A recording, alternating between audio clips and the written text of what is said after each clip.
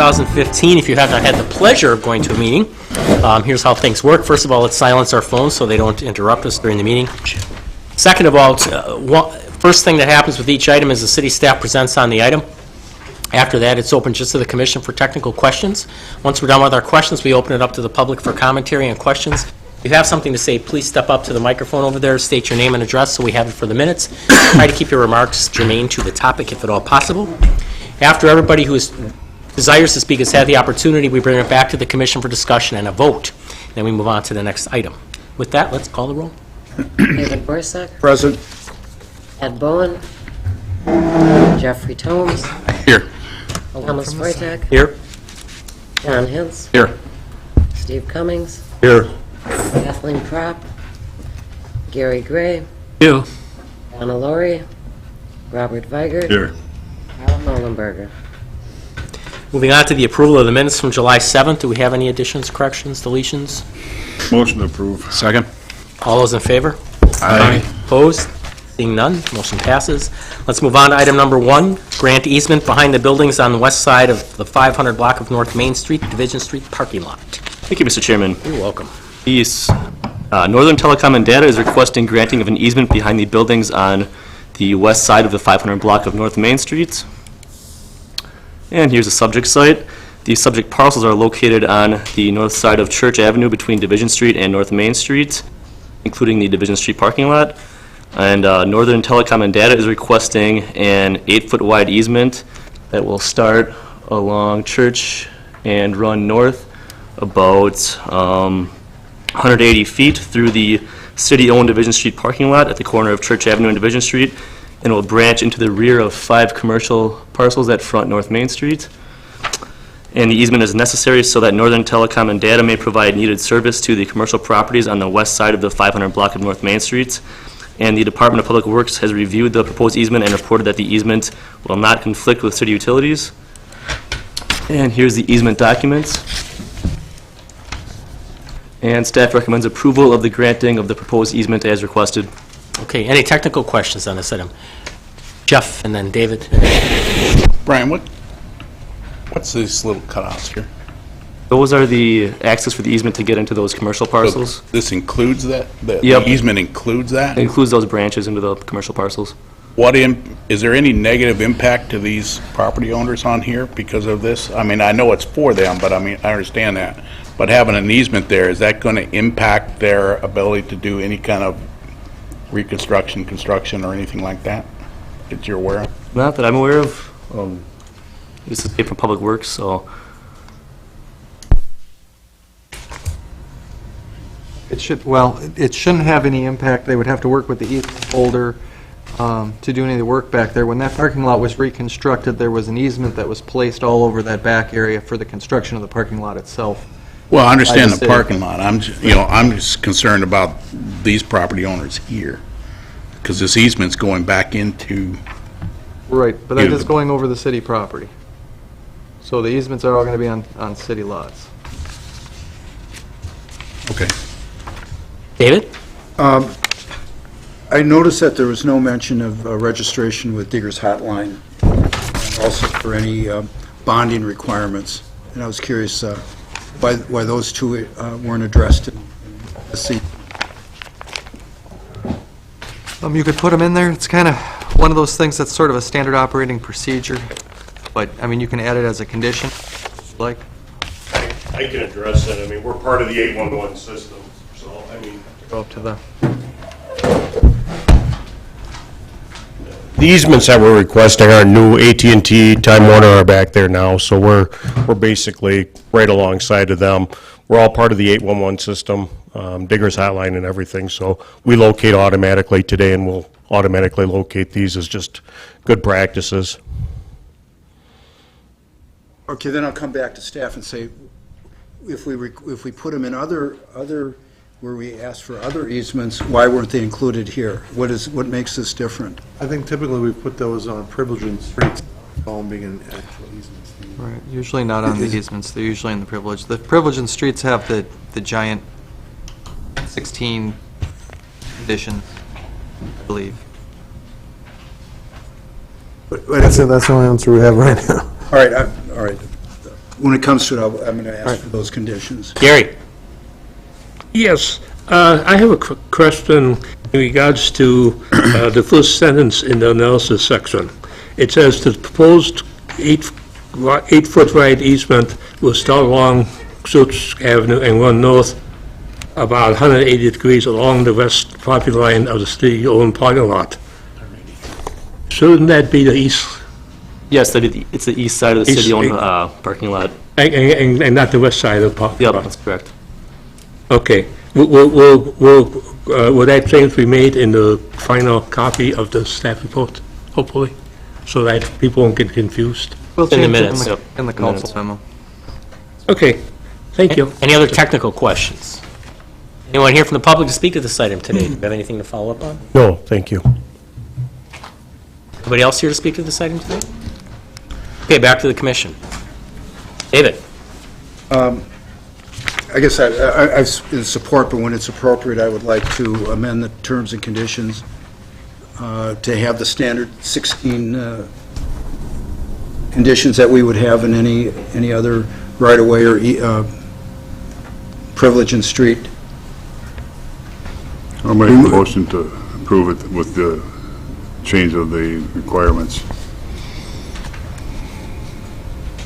Second? Second. Discussion on the motion? I'm confused. What are we voting on? We're voting on the original motion plus what David? The typical conditions that would appear on the privilege of the street, Oh, which are the long Okay. list of, good enough. Digger's hotline, Yeah. the insurance, the right for the city. or tape. Going in Removal of, The vacation and all that kind of stuff. Yeah, I can't, I mean, I don't think Public Works has ever given us any guidance on that other than the privilege in street, and that's a standard condition. They've never said that we've had to do that on easements, correct? You can't recall that ever. but I can't understand what the difference is. Usually only the privilege in the street. Maybe James can help us. The difference would be that this is not a public right-of-way. This is private property, although it is owned by the city. It's not public right-of-way. In a privilege in the right-of-way situation, we're giving somebody who normally is not allowed to install facilities in the right-of-way permission or privilege to be in that right-of-way. In the case of somebody like Northern Data, they are by right allowed to install things in the right-of-way, and this is just an easement across private property, albeit owned by city, in order for them to provide their service to those adjacent properties. So the conditions that you are typically applying on a privilege in the right-of-way are to make sure that an entity that is not normally allowed to be in the right-of-way is, one, on Digger's hotline, because they wouldn't normally have to be, and two, have appropriate insurance requirements. As a private utility company, I would say that, in an easement such as this, those wouldn't apply because, they are already complying with those conditions. Where is it stated that they do, and my response is, this sounds like a duck, whether it's an easement on publicly owned property is publicly owned property, whether it's a street or No, it's not. Public right-of-way is very different from private land that is owned by a public entity.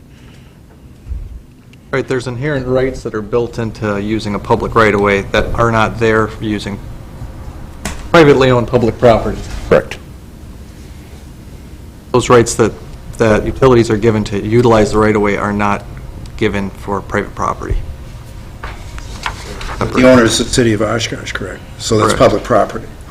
But it's not right-of-way. Not really. Remember, there's distinction. What we could do, David, we can research this this has never come up before on the easement. This is the first time that we've ever gone through this.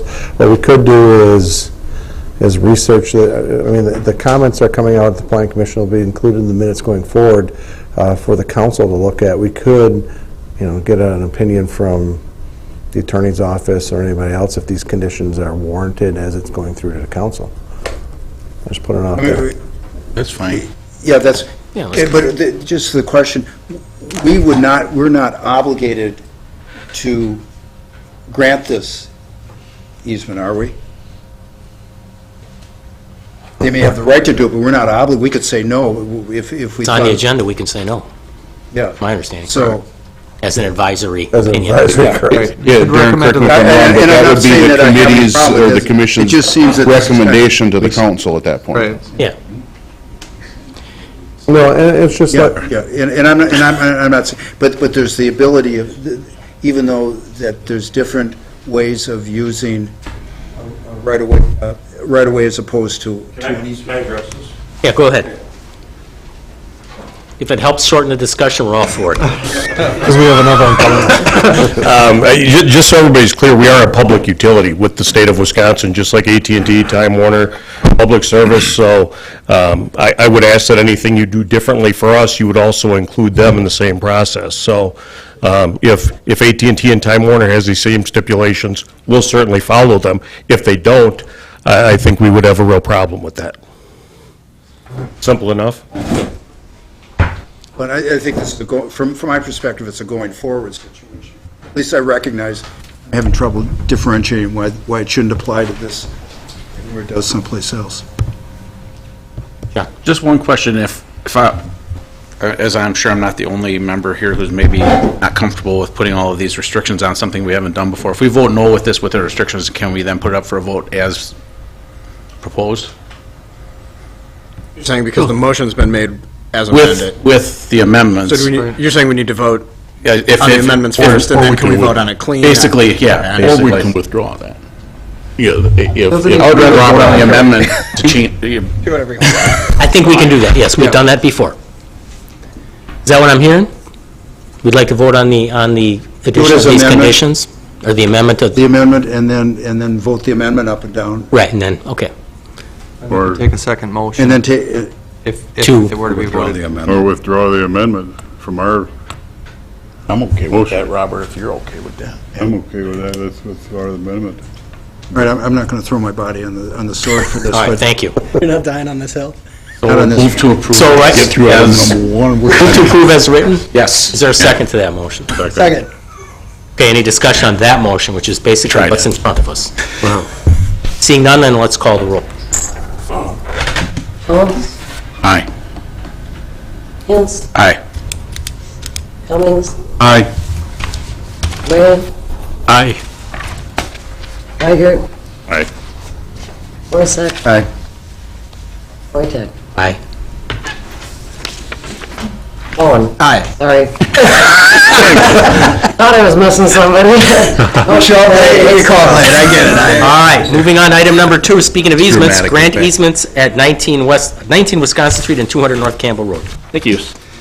Northern Telecom and Data is requesting granting of easements at 2 city-owned properties. One is 200 North Campbell Road, and the other is 19 Wisconsin Streets. The subject city-owned parcels are located northwest of the Wisconsin-Ohio Street Bridge, directly across the Fox River from each other. The subject parcel at 200 North Campbell Road consists of the Oshkosh Senior Center as well as William A. Steger Park. And the subject parcel at 19 Wisconsin Street is home to Carl E. Steger Park. Northern Telecom and Data is requesting easements from the city of Oshkosh that will run through both city-owned properties to gain access to the city-owned river crossing conduit to provide service to parcels south of the Fox River. Easement A is a 10-foot wide easement that is starting along Ohio Street and running northwest along the west property line, turning east near its end at the city's conduit access on the south side of the Fox River. And easement B is a 10-foot wide easement starting along Wisconsin Street, running west 120 feet to the city's conduit access on the north side of the Fox River. And both of these easements are necessary so that Northern Telecom and Data may provide needed service to parcels south of the Fox River. And the Department of Public Works has reviewed the proposed easements and reported that the easements will not conflict with city utilities. Here's the easement documents. And staff recommends approval of the granting of the proposed easements as requested. All right, technical questions. Do this one. None from David. Put that in the minutes, no questions from David. Any technical questions? Seeing none, is there anybody here from the public to speak to this item today? All right, back to the commission. Motion to approve. Yeah, I think Bob made the motion, Gary seconded. That's fine. All right, I take second place. all right. Please call the roll. Holmes, Aye. Hinst, Aye. Cummings, Aye. Ray, Aye. Weigert, Aye. Forsythe, Aye. Bowen, Aye. Wojtek. Aye. Motion carried 8-0. Moving on to item number 3, extraterritorial land division certified survey map at the northwest corner of North Main Street and West Packer Avenue in the town of Oshkosh. Thank you, Mr. Chairman. As you had mentioned, this is the two-lot land division of a town of Oshkosh parcel. It's about 3.3 acres in size. You see it up here on your screen. It's at the northwest corner of Main Street, running north and south, and West Packer Avenue, running west to east. Again, it's a 3.3 acre site. It's currently undeveloped in partial agricultural use. It's adjacent to the city limits on the south, east, and west. So it's definitely within our extraterritorial jurisdiction. The surrounding area consists primarily of agricultural uses to the north. You have industrial uses to the east and commercial to the south and west.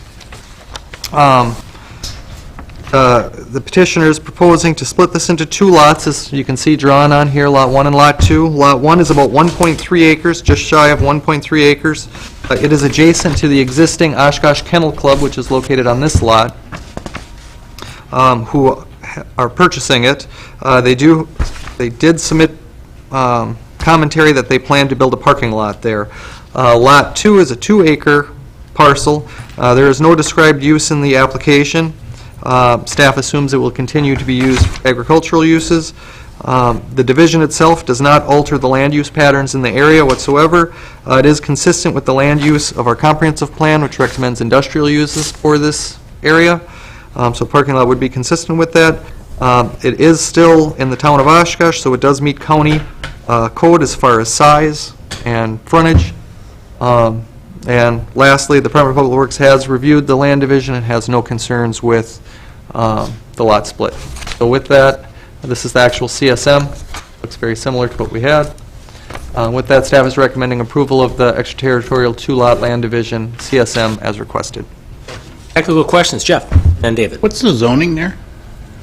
The zoning there right now is M1 light industrial, but it's the town of Oshkosh zoning. It's not in the city. Which will include agricultural. Well, it's the county's code, so they probably allow the existing agricultural uses there. I'm not sure, I don't know the county zoning code that well. It's actually the towns, I think the town Excuse me, of the town. Oshkosh has zoning. My questioning is, by approving the CSM, if it's not the right zoning for it, does that have any impact on the CSM? Well, we're just doing the extraterritorial review. They still have to go through the county's processes for approval and for approval of uses and site plans and everything. David. 2 questions. One, where the existing kennel club is that 2 individual parcels in there? That's a good question. That's what it shows on the CSM, yeah. I believe it is. Okay. Built over a lot line? All right, then the next question is, if I understand that they are proposing to do a parking lot. they must be these I two would guess here. would be for the kennel, for the, Correct. that a condition is that Lot 1 be adjoined, that it's joined to the existing facility. Well, you wouldn't have to do that as a condition, primarily because I believe the county code is going to allow a parking lot as a by right use. All right, but we could, all right, and the point being that when we're looking at and contiguous development to make sure that these are meshed together, whether it's for stormwater or other things. Well, that's sort of outside of our sphere of review. We really just kind of check it for a lot consistency and size to the other lots in the area. Okay, but If it was in the city, we could probably do a lot more, but in the town, we're really limited to what we can Are do. we required to approve this? Part of the process, you mean? Like, this is a required portion of the process, I This is a assume. required portion of the process. And the other thing we're looking at, you're only looking at it from a land division standpoint, is it consistent with our land division ordinance? Because if you look at what's happened over the last few years, pretty much with respect to extraterritorial things, pretty much what you can deny it on is there's not too many things you can deny an extraterritorial land division or subdivision plat. There's not too many reasons. We used to be able to do it on land use, inconsistent land use. State legislature took that away from us a couple years ago. There was another one that went through this past time. It doesn't come to mind, but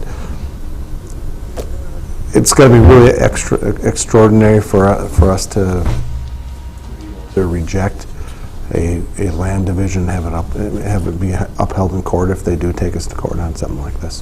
So there has to be a real good reason for it. Other technical question? I think it's good. Seeing none, anyone here from the public to speak to this item today? Once? Twice? Okay, back to the commission. Motion to approve. Second.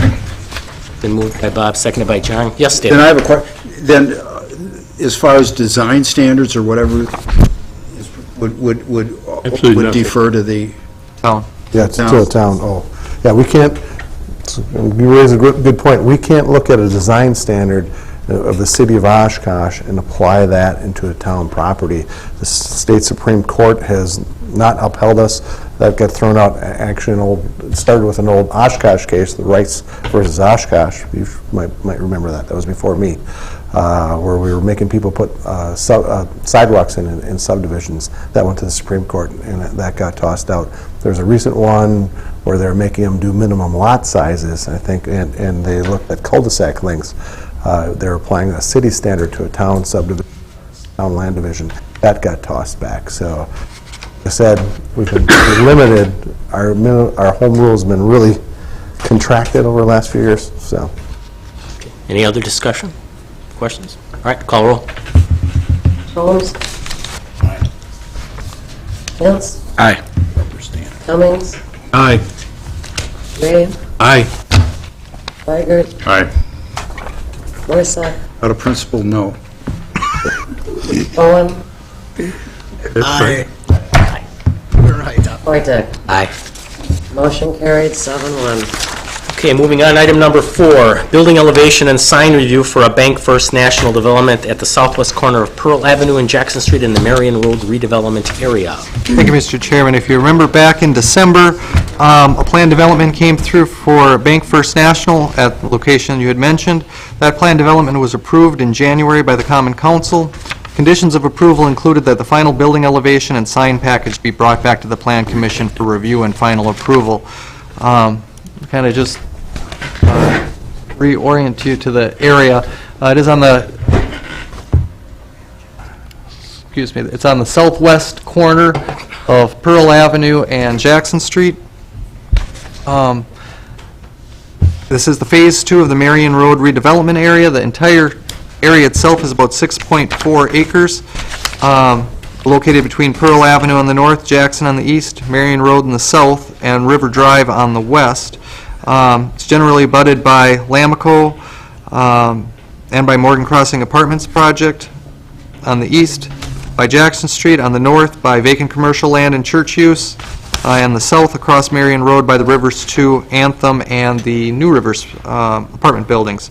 Conditional use permit and plan development was originally approved at this site for construction of a mixed-use commercial residential structure and a pharmacy in 2009, and then, as I had mentioned, in December, that was amended.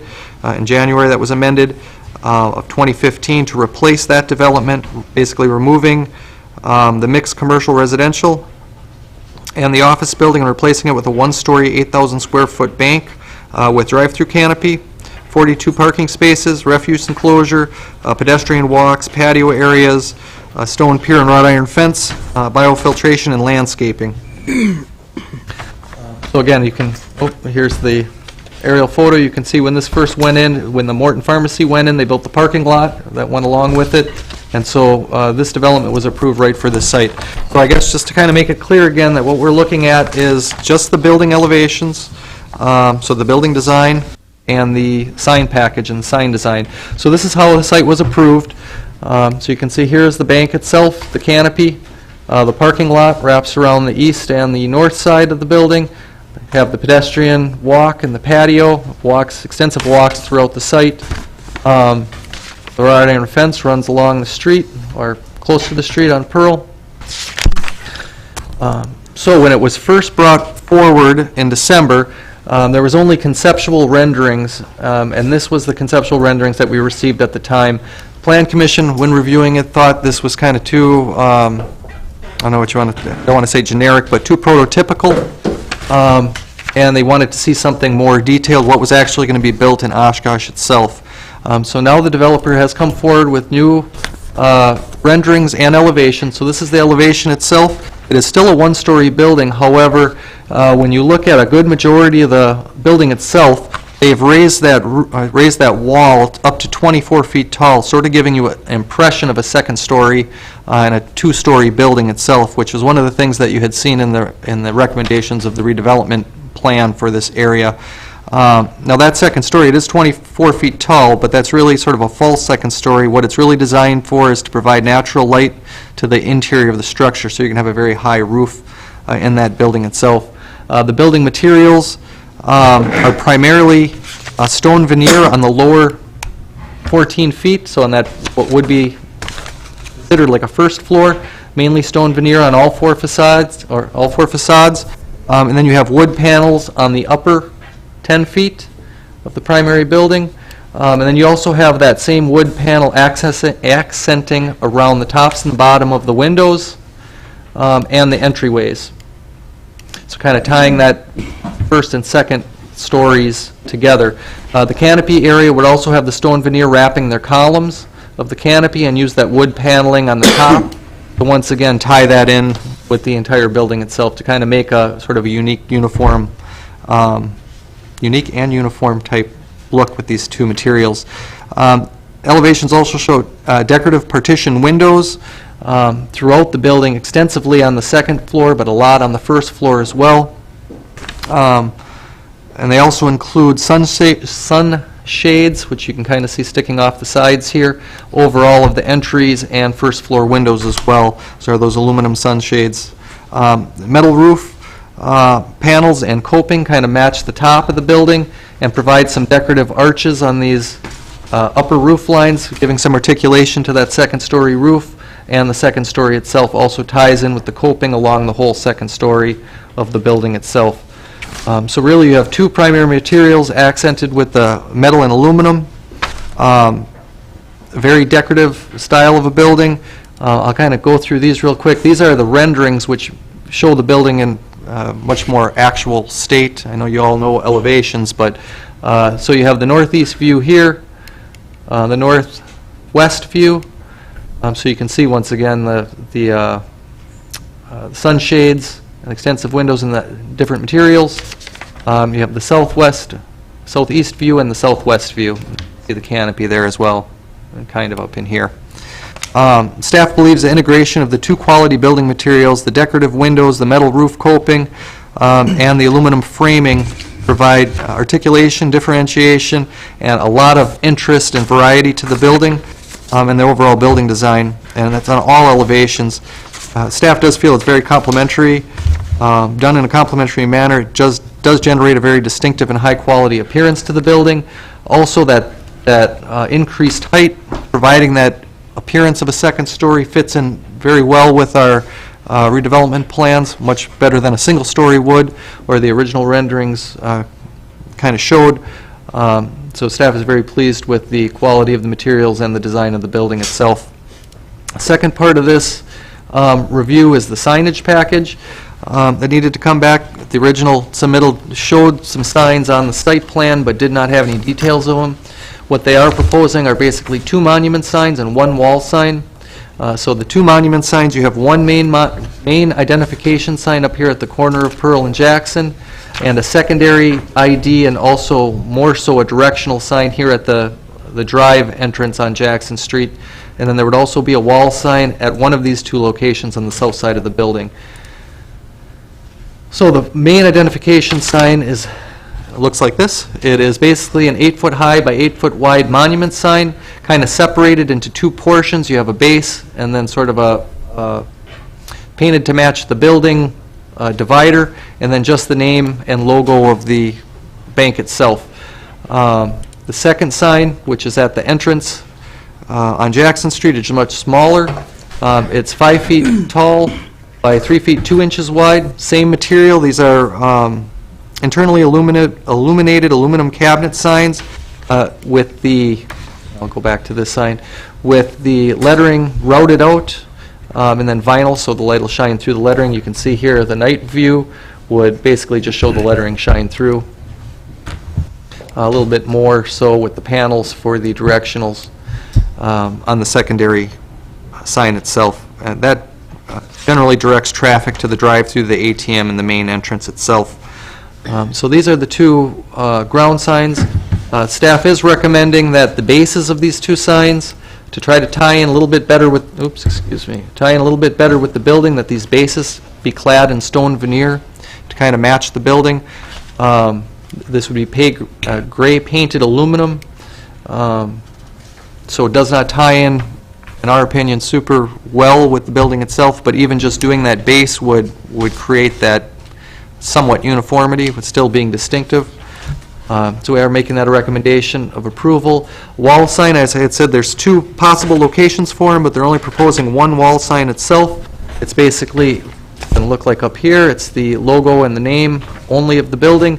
This is a sort of a rough sketch of what it would look like on the building facade. This is the western one. The zoning code for the C3 district allows signage up to 10% of the facade area. We did not calculate the exact facade versus the sign size, but it appears to be under that 10%. The developer's contractor had stated that it would be under the 10%, so that would just follow. It doesn't need a base standard modification. It would just follow the regular signage requirements in the C3 district. So with that being said, we are recommending approval of the building elevations and the two monument signs with the following condition. Lower sections, the base of each sign is clad in a stone veneer matching the building's exterior. You don't need to have a approval of the wall sign, being that it would just meet code. All right, technical questions, start with Jeff and then go to David. You didn't talk about where they put in the utility. We have a requirement for utility screening. Is that going to be up on top of the roof so that? I'm not sure if that would have came through during site plan review. There was no base standard modification for exposed utility, so it would have to meet code requirements. One thing I didn't mention, however, is the refuse enclosure, which is located here. Question. That's also, the sides would be stone veneer to match the building, the back would be a wood panel, and the gates would be wood gates, so you'd have the two elements of the building matching with the dumpster enclosure. Sorry, I forgot to. Yeah, no, that's all David. the question. What is the, could I see the picture or the orientation towards Jackson? Which view would that be? Let me go back to the, okay, so you have this main entrance. So the northeast view, this is going to be looking towards this is the Jackson Street side, this is the north side, this is that wrought iron fence that you're seeing that would run along Pearl. And then this is the front of the building, which is this, looking at a different angle. Yeah, what is the front of the, that's the front? Yep. That's, Oh, here, let me go back to the main. What you're looking what I at... was trying, the question I was trying to determine was,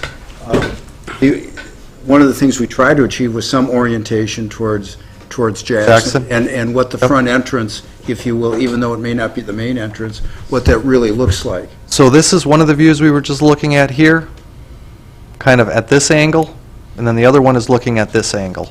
So those are the two northern angles.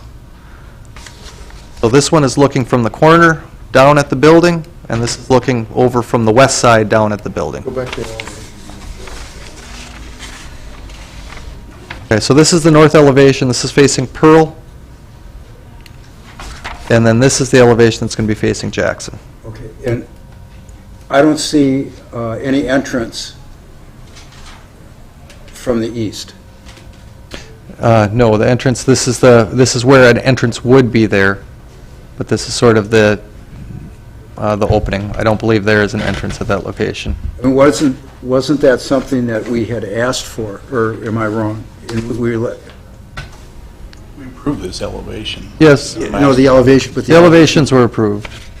But I believe the first elevation was, I don't think it showed an entrance. no, No, it didn't. okay. I don't believe so. It should be in your packet here, the original. Other technical questions while we're looking at? Gary and then Ed. Closure right here. Yeah, that appears, okay. Yeah, I guess, one of my questions is what I think David was trying to get at.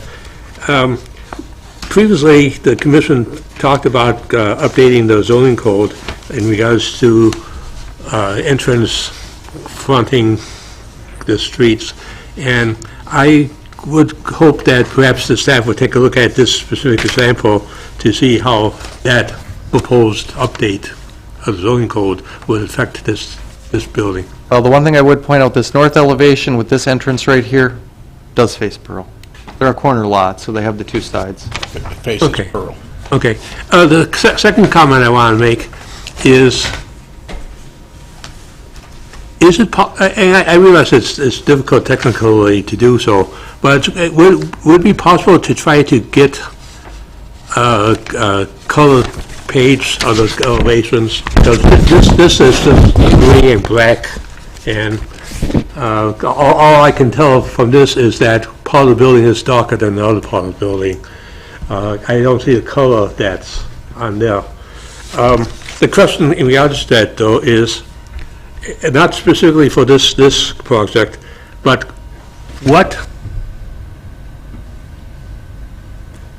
how can we be sure that the developer does what it presents in an illustration like this? I mean, a developer, and I'm not talking about this one specifically, a developer may give us pretty pictures and build a building that is not as well-built or well-designed as presented.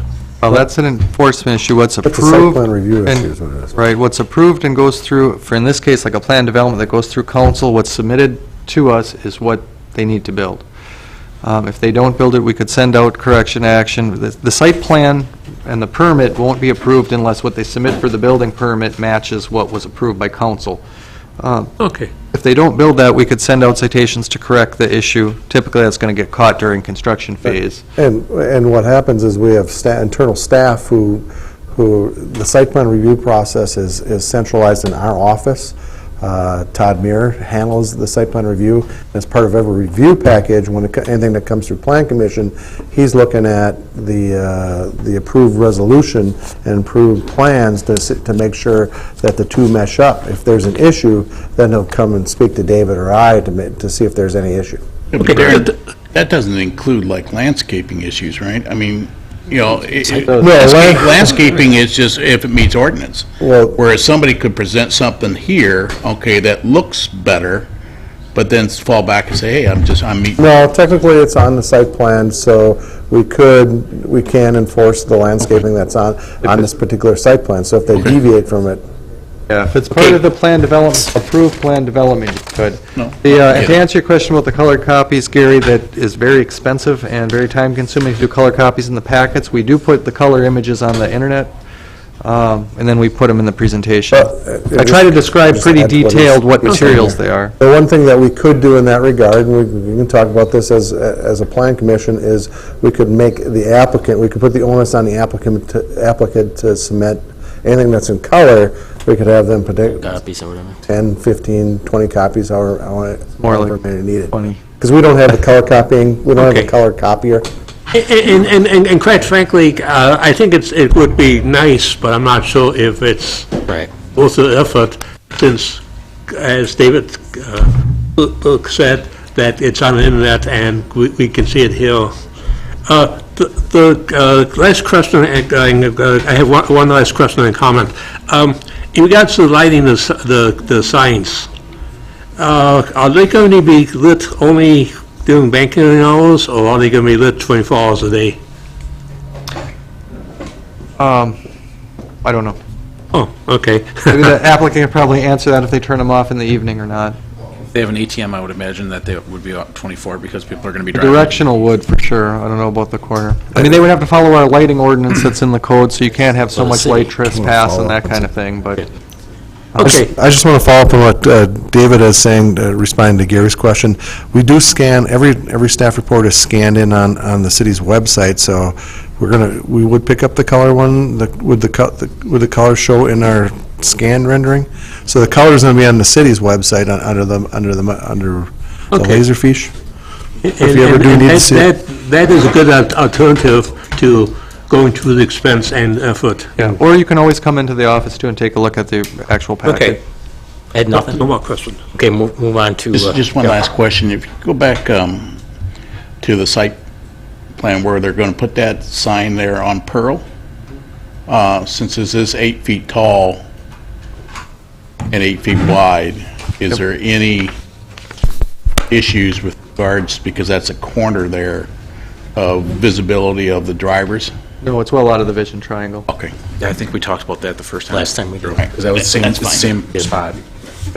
Any other technical questions? Yes, Steve? Just one comment as far as color. I think in the past, we've asked that the color swatches be brought to the meeting so we can see the actual material. Sample board. We did that with the central garage, and because all the color copies, they're never terribly accurate. And we wanted to see the actual material, so I'd like to see that done. When it comes to the council, we at least see what we're getting.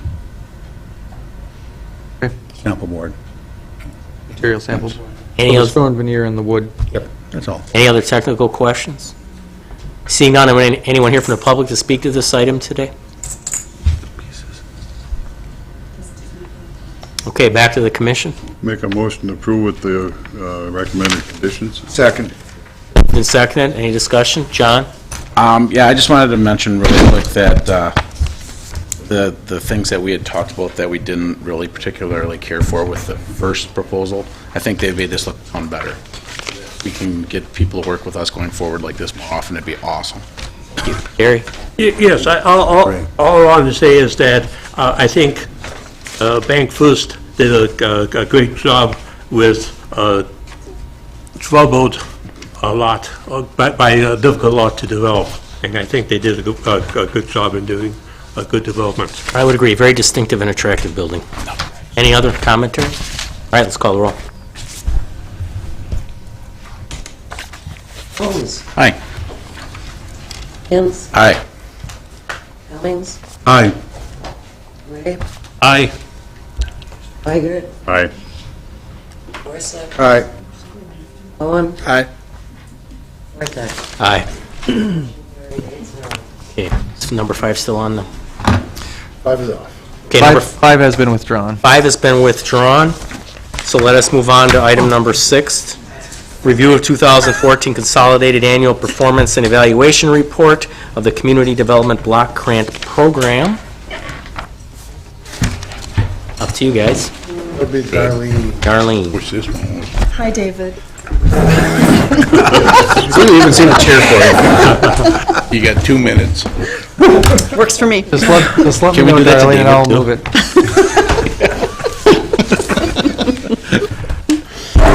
Okay. Cornerful. As part of the city's Community Development Block Grant Program, every year we have to submit an annual report to HUD, which is called a Consolidated Annual Performance and Evaluation Report, also known as a CAPER. And it explains to HUD the funds we have spent, how we have spent them, what type of activities we've done, what activities benefit low to moderate income individuals and households, how we look at addressing and enforcing fair housing laws, all those different types of things. And a lot of our funds are used for the housing rehab program. As I'm sure a lot of you know, that's one of our very good programs that addresses low to moderate income housing. Our program year runs from May 1st to April 30th, and we have 90 days after April 30th to submit our CAPER, which is due by July 28th. And right now, we are accepting comments from citizens, so if anyone has comments or questions, they can send an email to the city planning office or contact our office. Okay, this slide that David has up on screen here shows that our 2014 entitlement grant was $735,000, and our 2014 program income was $201,000. So we had around $937,000 to spend on activities during our program year for 2014. Next slide, please. You're quick. I'm anticipating. This one shows that our total expenditures for the year was $861,000, and then it gives a breakdown into the 4 categories that the city looks at as far as central city and community facilities, housing and neighborhood development, public services, and planning.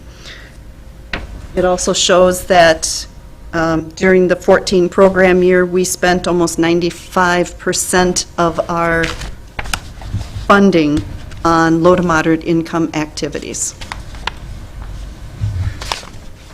You said, how much do we have total? You said 900 something? 937. Yeah, 936. Why did we? We always didn't have spend all carryover. of it? There's programs or activities that get started during the April to May, or May 1 to April 30th, but don't get completed, So it's not that we aren't spending Right. it, okay. It just gets carried forward for reporting purposes into the following year then. That it? Is that it? We don't need any action, we're just presenting it and letting you know Sounds how like we're Gary doing. has a question. 2 minutes is up? Actually, I got 4 questions. And I probably had more, I would have more, but I unfortunately wasn't feeling very well over the weekend, so. The first thing is in regards to the $861,000 that's on page 2. Is that for 1 year, or is that for 3 years? Because I was confused reading some of the commentary.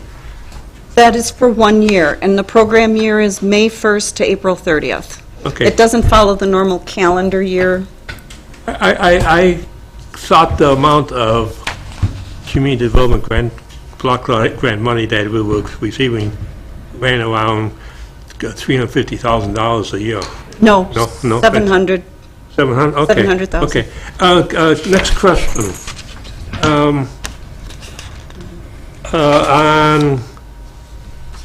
On page 4, with impediments, there is a second impairment, regulatory impairment, public misleading fair housing ordinance.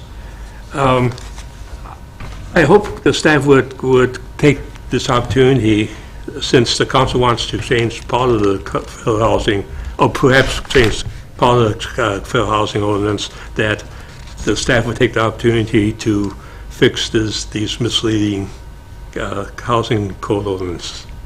Yes, actually, HUD has come out with a new, working on new guidelines, and they have informed us of this, that they will be updating how we have to address certain items, and staff is working with council on the issue that they have brought up as well. Okay, great. Also, in the report, there's a list of 31 properties that were owned by the city. I think it's on page 38. Some of these, oops, not 38, but anyhow. On page 35. Okay. Some of these properties, I realize that they've been discussed here at commission meetings, but are these being just in the process of being rehabbed, or are they just being held in the possibility of rehabbing in the future? No, these are all vacant properties now. Some of them could have had homes on them when we purchased them, but now they are all vacant. And the city and/or redevelopment authority had acquired the properties with the intent of land bank assemblage, so that when we were in a position to have a larger area for a redevelopment site, that we would be requesting proposals for the redevelopment of the site. So, and a lot of them are within redevelopment areas, like the Middle Village area, South Shore redevelopment area. So we're just waiting for those opportune times, and with all the developments going along the riverfront, that there will be interest in some of these lots as well. Okay. That's the plan for the property on Jefferson. Right. Properties. I think the commission talked a little bit about 600 block of Right. Jefferson, which Right. is fine. Let me ask you maybe a politically sensitive question. Would the progress of rehabbing these buildings be quicker if additional money was available? The majority of them were blighted and to a point that they needed to come down. It's the case of 118 West Parkway. Okay, so you're not really answering my question, but do you stand by your response? I mean, you didn't answer my question, is if additional money would help in the speed and... In rehabbing the properties, no. No. Okay. It- You have to have somebody who's willing to take the money to rehab the property. If they can be rehabbed. If they can be rehabbed. A lot of Right, there are times, many the questions to be cost asked. to rehab, like some of these properties were very deteriorated. Some of them already had raise and repair orders issued by the building inspector's office, which meant they were beyond that point of repair. Well, the answer is really going to be, it's going to be dependent on the situational basis. It depends on what we're trying to do with that area. If we're looking at obtaining a house maybe in the middle of Middle Village or one of the other neighborhoods that looks like it's a candidate for rehabilitation, and there are those that are out there, and we've worked with it through the years, yes, additional money, looking for additional money to do the rehab, yeah, we'd look to do that. But most of the candidates that we've been running by under the block grant program, they've generally been a tear down because they've reached such a state of blight, and they're so far, they've gone beyond their useful purpose of their life that they come down. Okay. The ones on 6th Avenue, Yes. the only salvageable part was one door. There's basically two reasons I mentioned that. One is that potentially the city has some, what I would call it, non-operating funds that they could use in the future, that, you know, instead of just giving it to all economic development. That's correct. And maybe use for housing. The second thing, which is probably more important, is as many as these properties that can be put back on tax bills, if as assessed properties, would be better for the city.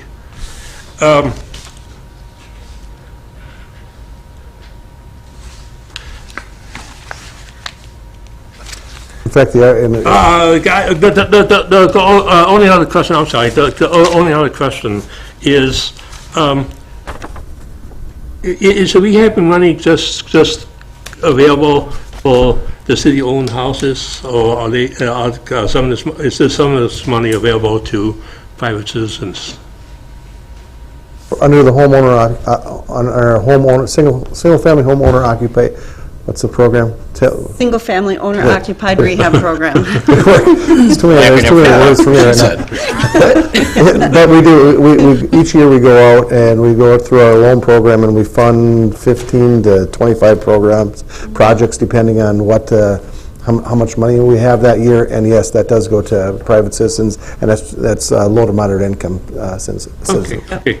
It just seems a little bit strange with me that the city is going through a process of updating its zoning code, which will set up various standards for outside appearance, but there are some housing units that like plumbing facilities and kitchen facilities, and I think that some people would think that was funny to have a pretty outside building but have a messy inside living condition. We have codes for that. Yeah, There are when city we codes. do rehab Oh, my the owner rehab houses, all items are brought up to code, and the same with the rental rehab program as well. We have to bring them up to code. Okay. The last comment I want to make is, I want to thank Darlene and the other staff people, maybe Liz Williams, in putting this report together, because I believe it's a very difficult report to put together, and it's a good job. Thank you, Gary. Any other questions or comments for Darlene, as long as she's gracing us with her presence? All right, thank you very much, Darlene. Thank you. It says here, Planning Director's Report. Well, we'll shoot with David first to talk a little bit about the zoning ordinance process, which we're going to head to in a moment. Yes, so we have the performance section that we're going to be looking at in a workshop, and I'll try to be fast with it and really focus on the 9 policy questions. But there's 11 articles in the draft zoning ordinance. Currently, we have 1, 2, 3, 4, 5, 6 of them.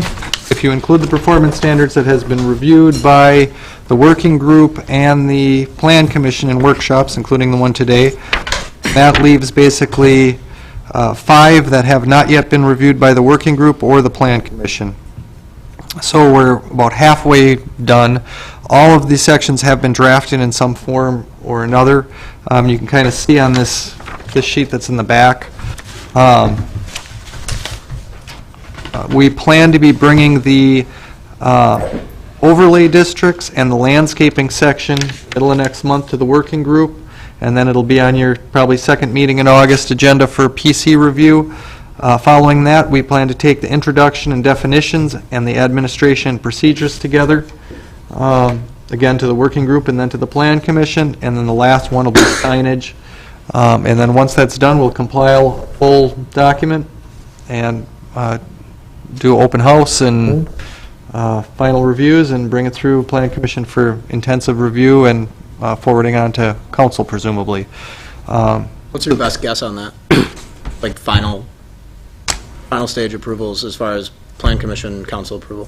For the draft of the zoning ordinance itself, not the mapping, we're hoping now, we had thought it was going to be done by the middle of this year. Now we're looking towards the end of the year. And it's really, now it's become a function of we've got everything drafted. Now it's a matter of getting all the stakeholders and you guys being able to get to meet.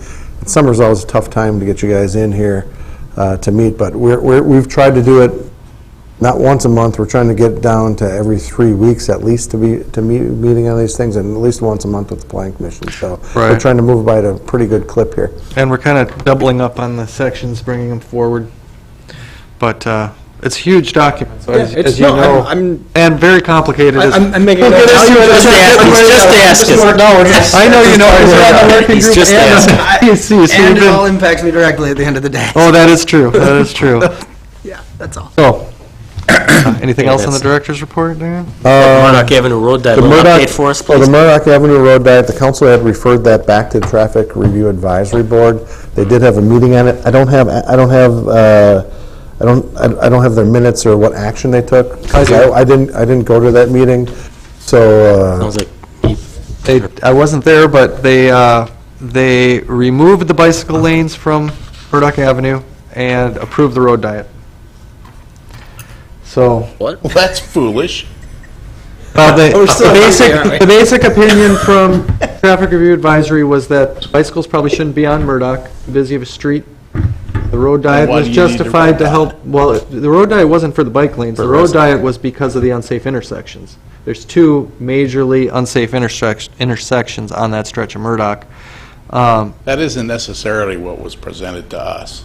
Well, It was presented that they were doing a road diet for two reasons. well, the bike. To include the bike lane traffics and to reduce the amount of accidents because of the type of turnings. The main that we've reason, done. was safety. What you're left with is 2 areas on both sides of the street that could accommodate bike lanes, so that was added on. And will, like, de facto be bike lanes? I mean, essentially, you're... can't stop people from riding. Just about every street in the city is can be a bike lane. It's just not a designated bike. Right. Yeah. And they would go back to the original bike and ped plan, which had the bike lanes on Bent. Well, they had Sharrows on Bent and up on Linwood, rather than Murdoch. But when the road diet concept came forward to the lane reconfiguration, there was the leftover room. So bike and ped thought, well, let's put the bike lanes on it if there's the room there anyway. So what's the leftover room going to be used for now?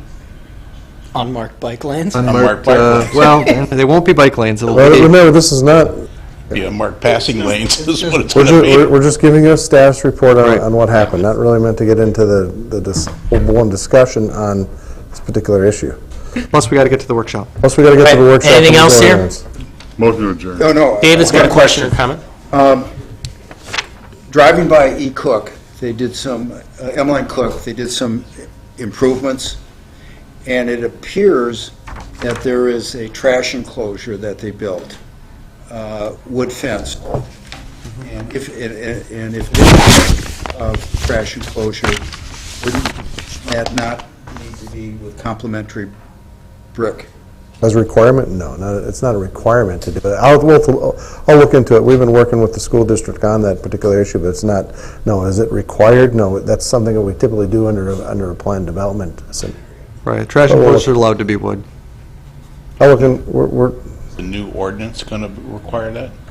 Instead of Currently, I having to think- go through a planned development, should the ordinance, No, the ordinance Address would, that? I believe the ordinance is still going to allow it to be wood. Is that, which section is it? I think that's in this section. again, we're getting beyond ourselves, so I think it's Okay. part of the workshop that we're talking about after we adjourn. well, I thought this was just for the large stuff, the workshop. I mean, this piece of the. It generally is, but this is now an issue if you want to talk about it. Okay. All right, thank you for answering. Made a motion to adjourn. I'll Okay, second it. It's been moved and seconded, all those in favor? Aye. Opposed? Okay. We're closed, now we open for workshops, kids. we get ourselves Think of cleaned the up. there. children.